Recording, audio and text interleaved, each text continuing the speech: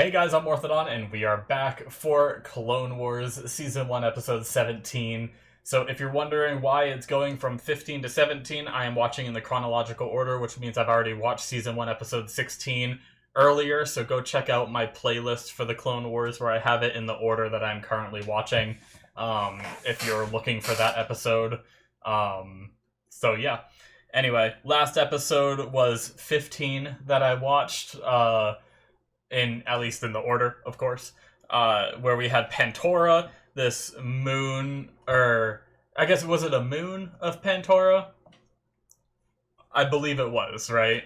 And then where we had the inhabitants, the Tals, who ended up being there potentially before the people were even there. So, but we had this diplomat guy that just all he wanted to do was destroy them, get rid of them off the moon, and not even think about it, not even converse with them, nothing. He didn't care. They didn't speak his language, so he just immediately thought they were lesser beings and just wanted to kill them. He ended up starting a little bit of war, getting people killed, getting himself killed, and even in his death, he never redeemed himself. He was like, please, kill them all for me, make me a martyr. And it's like, no, you don't ask to be a martyr.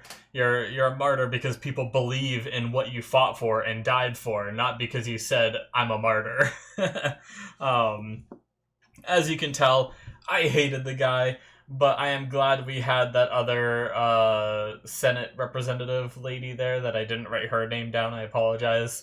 And she was able to handle the situation from then on and manage to form the peace and all that. So hopefully that holds for a while. But it seemed like a closed off episode, so we're going to be jumping into something new here, and I look forward to it. So let's get started here in 5, 4, 3, 2, 1, now. I'm just coming off of having no power again for like 2.25 days within a couple months. It's ridiculous. Fear is a disease. Hope is its only cure.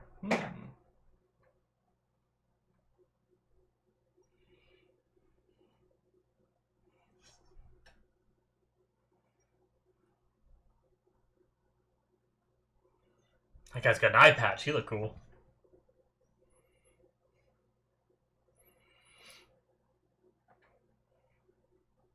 Was that guy in the movies?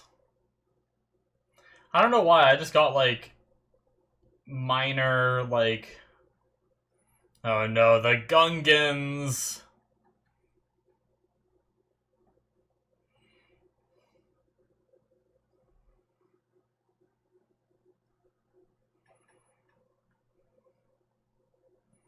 There's something about that guy that seems familiar.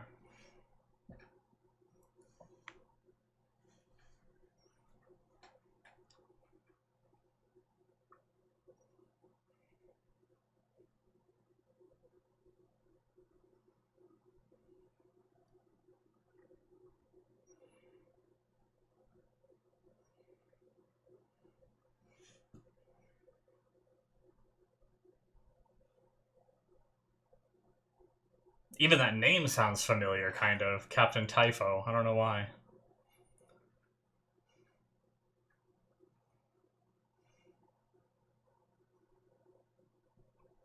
Oh. Oh, snack. Why was I afraid of that?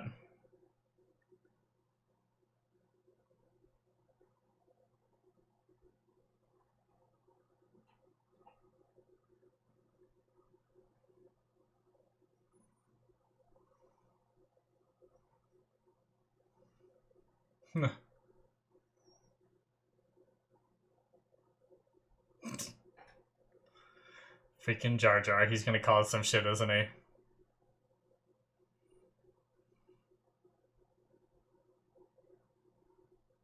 Hmm.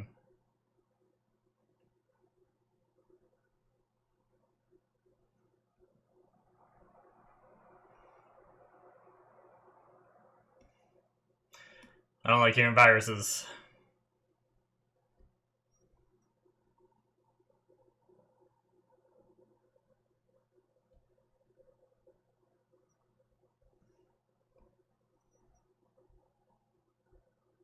Uh-oh.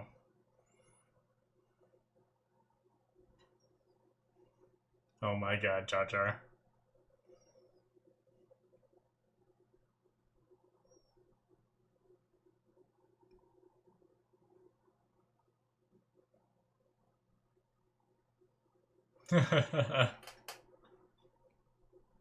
Well.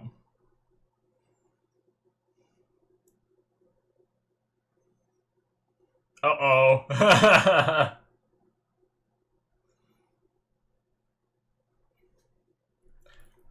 Thanks, Jar Jar. It's okay, I'm sure he'll save the day.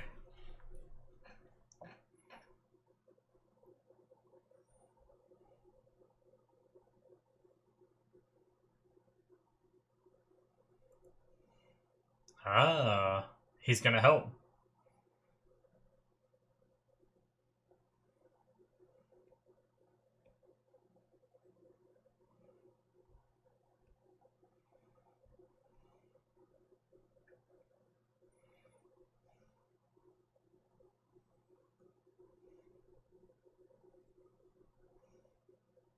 Of course you would.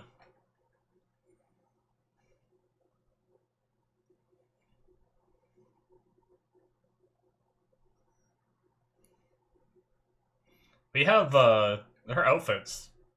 Pretty crazy this episode.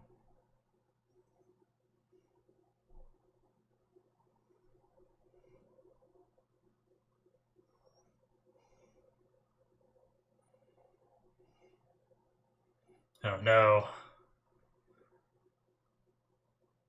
Oh no. No, little fat things. Contaminated water.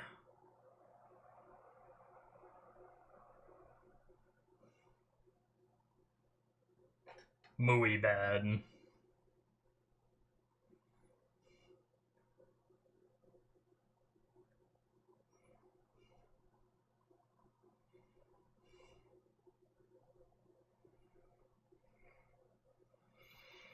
I was almost doubting my own mind that that was Padme, but because her hair was a different color, I don't know if it was just like the lighting in the room that they were in, or if she was like, if it was just the fancy thing had like different colored hair that she was wearing.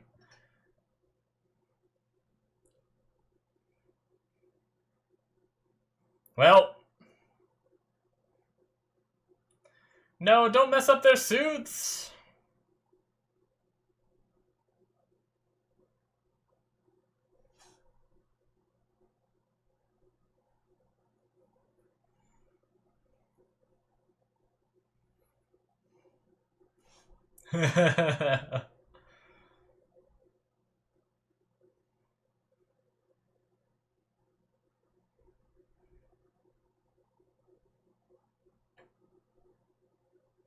Peppy bow.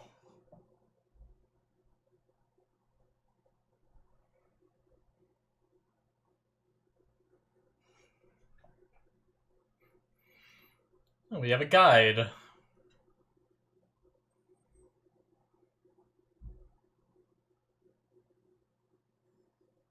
Or not.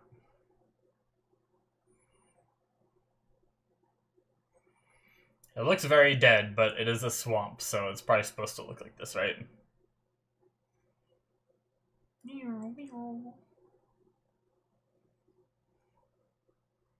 Did he zoom in on the booty?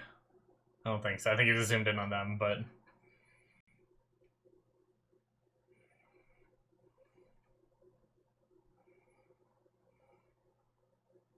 Oh! A hatch.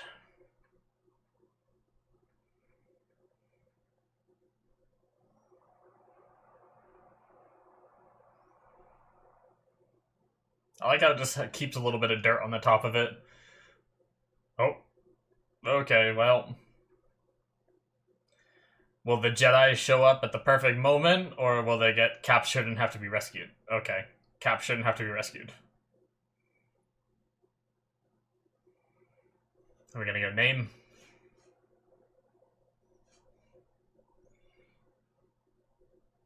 Maybe not.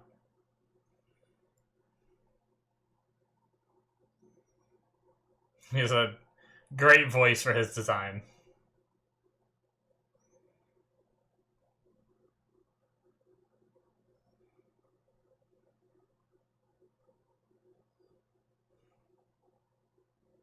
Creating life, eh?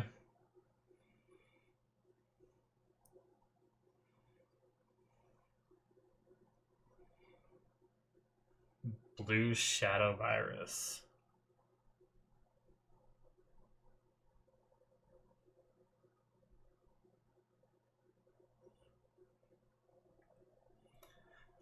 That's the life he's creating. A virus.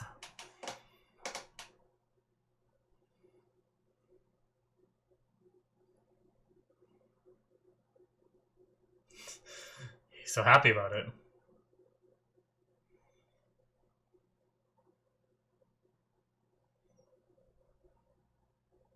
Uh-oh. Past tense as if he's already done it. Did he make it airborne? It's a gas, right?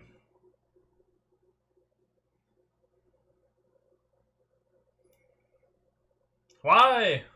You crazy fool.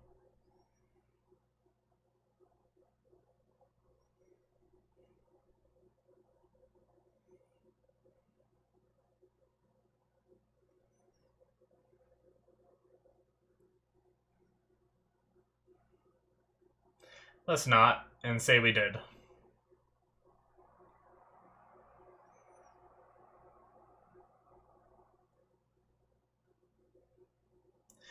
He's a virus sympathizer. Damn him.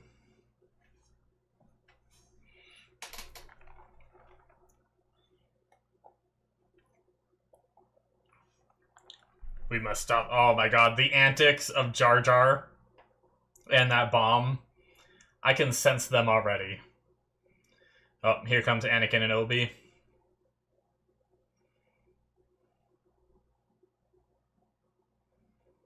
Man, it's kind of crazy that those things don't have landing gear. They just like plop down on their bellies. I never realized that before.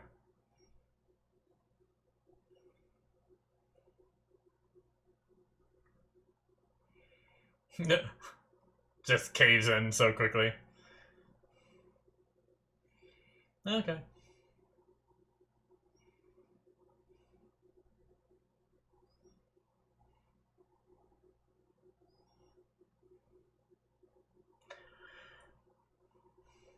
I believe they just said that lady's name, and I totally spaced it out.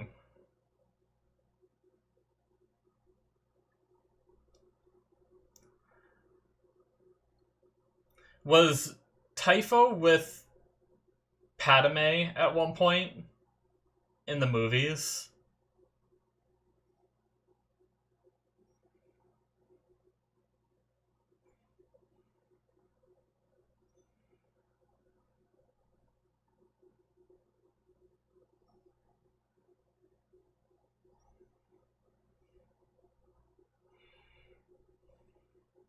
I'm doing really bad today, guys. I apologize. I'll have to go back as well. I missed that guy's name as well. They just said it. I was too busy thinking about something else while they said the name.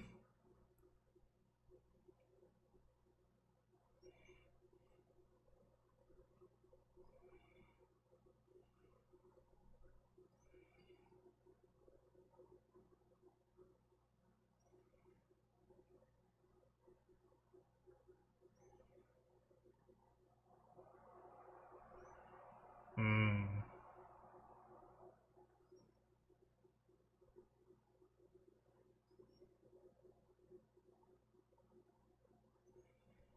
Vindy.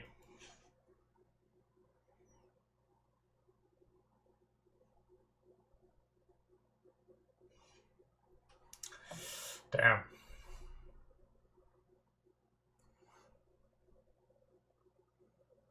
Oh, Ahsoka's here. Okay.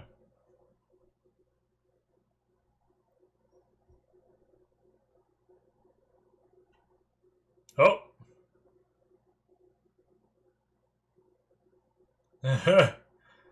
Too good, Peppy. Don't fall, Peppy. Oh, okay. Oh no, they're gonna see the mount though. Do they not think much of that? It has a saddle and everything.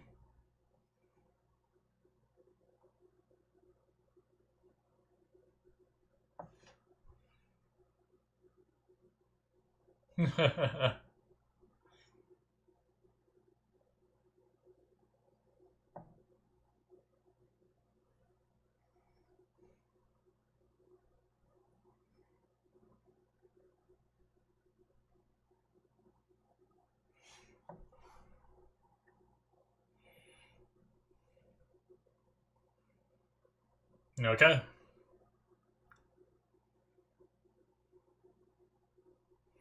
Teamwork.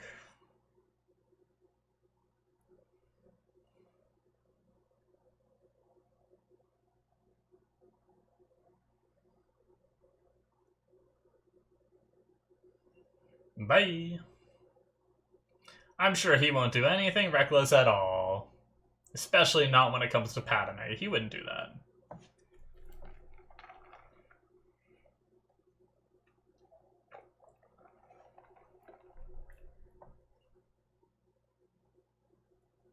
Whoa. Force, I guess?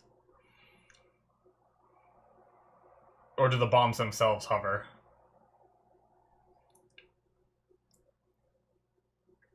Why'd that one come up?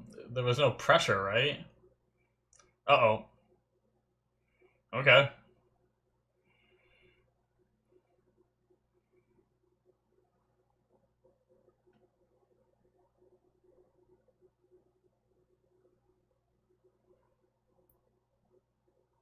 I like that helmet. I wasn't sure what that was at first. I thought that was going to be like a giant vial of something, like he's going to put a bunch of the gas in it or something, but no. It was a helmet for his very extendedly long head and neck.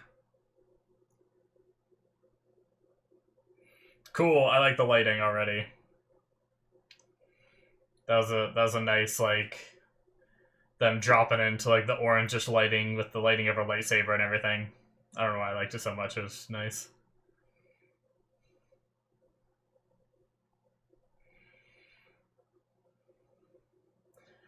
All right, team.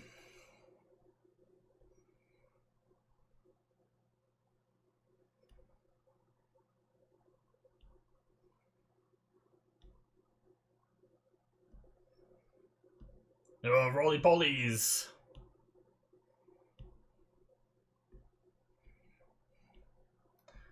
So I may have missed it, but is he actually working for the Separatists in making this virus? Do the Separatists want this virus released? Or does he just have his own droids? Like, maybe you don't have to be a Separatist to have the droids, right? Maybe you could just buy them or something. Nope, well.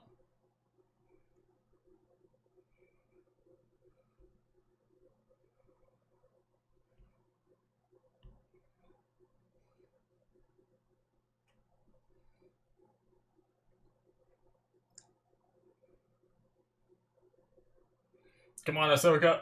Oh, okay. That was convenient. Okay, not exactly. Not convenient. Just well planned by Obi-Wan.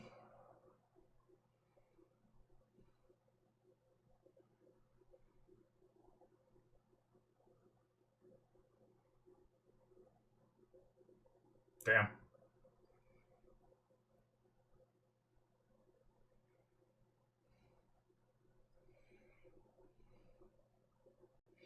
Run away!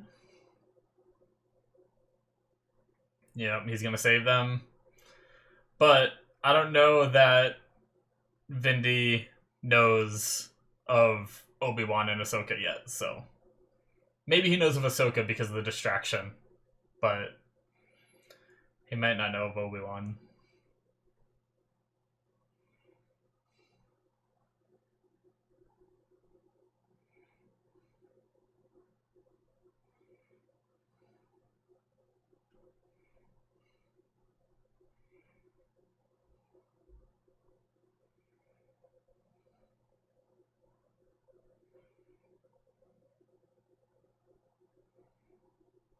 Hmm. Uh-oh. Well, Spoke too soon. Yep.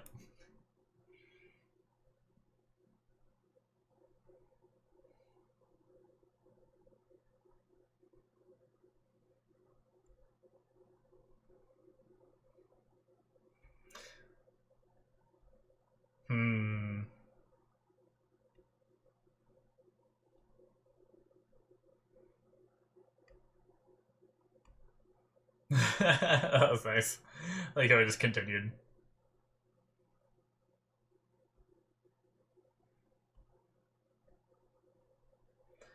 So is like the virus contagious? Like if a single bomb goes off, he said it could spread across the galaxy, I guess. I guess it just releases it and nice. You gonna dead man switch it? Yep. Give him something to go for other than him. You cut the door open, right? It'll take a second though, and the platform's rising. Damn you, Vindy.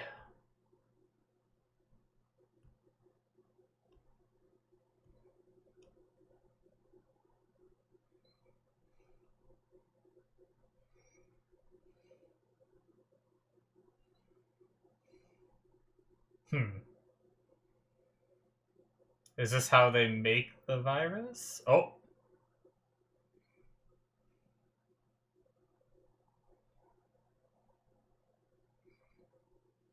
Nah, creepy. I love its little, like, fat torso. Nice catch. You're almost out of time.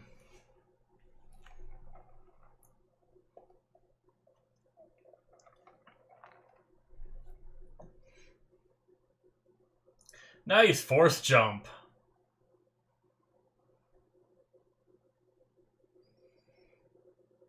Cool.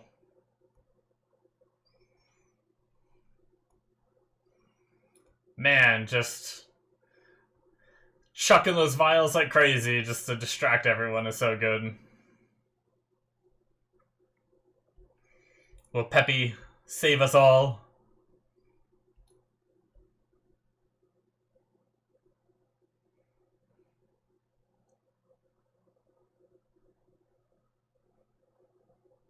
Cool.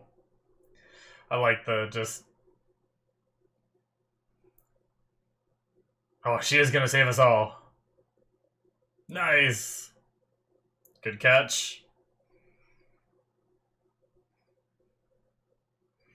No, don't let him get to it. Damn, she had a lightning staff.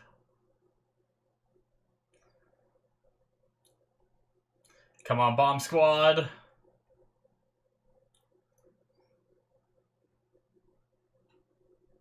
Oops. Whew. Yeah, plenty. This... I don't want to speak too soon, but this was a very Jar Jar Antics light episode for having Jar Jar in it. He is very salty. Alright, cool. That is it, guys, for episode 17. Another little, like, one-off kind of, I imagine. I mean, maybe the blue shadow virus will come back at some point and, you know, maybe they won't have recovered it all, or maybe he already, like, sold some of it off to the Separatists or something. It's just something I have written down, something I'll try to remember and everything. But yeah, we had, like, especially for it being, you know, on involving other Gungans and stuff like that, with, like, Pepe and stuff, I guess I thought it was going to be more Jar Jar Antics, but I do appreciate that so far. I feel like every time Jar Jar's came up, he's been, like, 1/4 to half the episode of, like, him goofing off, or not goofing off, but making mistakes, whether it helps us or hurts us, you know? I do appreciate that they can have him in the story, without having to have him spend a lot of the episode doing it. Like, obviously we had the moment with the helmet that he ended up hurting us by the, like, knocking out the droid, but then helping us by knowing where that bug is from and allowed them to find the lab, right? Which actually he already figured out because of C-3PO that they weren't separatists and that he can't reveal anything. So I don't think they were getting much more out of him regardless. Unless you can, like, somehow hack the data out of him rather than just getting him to talk. But I think it was a lot faster having Jar Jar help. So I think Jar Jar was more help than hindrance this episode. And then really the rest of it wasn't, I mean, nothing too crazy. So I do appreciate that. Like, don't get me wrong, I know a lot of people don't like Jar Jar, and I talk about this every time he shows up, but I don't mind him. As long as it's, obviously I don't want him in, like, every single episode, but having him here and there is just kind of fun in this show. But yeah, I'm just glad that he can be in the story without having it to be all about him. That's my point. But moving on, I like the little story about this guy, like, trying to bring this virus back to life. I don't agree with it. I don't agree with the sentiment at all. I think these viruses should be murdered and stay dead. I don't know if there's any actual sympathizers out there like that, like in our world, like normal people that just think, like, viruses are life too, you know, like some vegans or something somewhere doing it. But yeah, no. Well, I guess it's kind of like those, there are societies that believe that, like, medicine and science should stay out of it and just, like, let natural selection, like, if we're gonna die to this disease, let it be so. But yeah, regardless. Peppy Bao was in the story very briefly, but she was a cool little character. I liked her. She was neat. It's fun to see Gungans that aren't all just, like, goobers. Like, I felt like in the movie, obviously, in the movies, Jar Jar is silly. So far in the show, Jar Jar has been silly. But even in the movie, when we met the other Gungans, they seemed like, the Gungan leaders seemed a little goofy too, you know? But it's nice to see just kind of like a... Excuse me. It's nice to just see kind of like a normal one for the most part. It's pretty cool. Because I imagine there's plenty of them that are serious, and even in the movie we might have seen some serious ones, and the not so serious ones might have just overlapped them in my own memory. But Captain Typho, I think I already said it during the reaction, but I feel like it's possible he was in the movies. I feel like when we first met Padme, he might have been, like, one of her right-hand men or something. I'm not positive, but I just got that vibe in my own mind. Did I ever write down... I wrote down a lot of names early on, but I don't see that one. Can I? Typho. Search my notes.